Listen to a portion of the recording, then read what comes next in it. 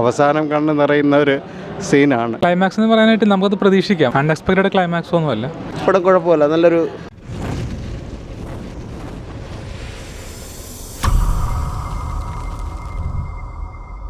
കൊള്ളായിരുന്നു. നല്ല ഫിലിമാണ്, നല്ല സ്റ്റോറി, സത്യം നല്ലൊരു ഫിലിമായിരുന്നു. കൊള്ളാം, എല്ലാവരും നല്ല രീതിയിൽ അഭിനയിച്ചിട്ടുണ്ട്. പടം നല്ല ഒരു പടമായിരുന്നു, നല്ല ഇഷ്ടപ്പെട്ടു. നല്ല പടം എനിക്ക് വളരെ ഇഷ്ടപ്പെട്ടു. പക്ഷേ എൻ്റെ അത്ര രസമൊന്നും തോന്നിയില്ല.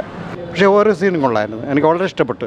അഭിനയം എല്ലാവരും നല്ല അഭിനയം, ആരും മോശമെന്ന് പറയില്ല, എല്ലാവരും നല്ല അഭിനയം. ലാസ്റ്റ് എല്ലാ സീനും അങ്ങനെയാണ്, എല്ലാ സീനും അവസാനം കണ്ണ് നിറയുന്ന ഒരു സീനാണ്. കുഴപ്പമില്ല, നല്ല നരസിംഹമുള്ള മുരളീഗോപിയും കൊള്ളും.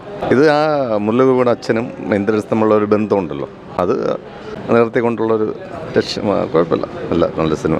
പടം കുഴപ്പമില്ല, നല്ലൊരു പടം സിനിമയാണ്. Family cinema. പിന്നെ അത് നല്ല പുതിയൊരു നടൻ്റെയൊക്കെ ഒരു വലിയൊരു നല്ലൊരു അഭിനയം, പ്രത്യേകിച്ച് ഇന്ദ്രൻസ്. അത് ആ ഒരു പടത്തിൻ്റെ ഒരു കുടുംബപരമായിട്ടുള്ള കഥയാണ്. എല്ലാം കുഴപ്പമില്ല, നല്ല പടം. കനകരാജ്യം കുഴപ്പമില്ല, പക്ഷെ പ്രതീക്ഷിച്ച ആ ഒരു പഞ്ച്, ഒരു ഡെപ്ത് കിട്ടിയില്ല എന്നുള്ളതാണ്.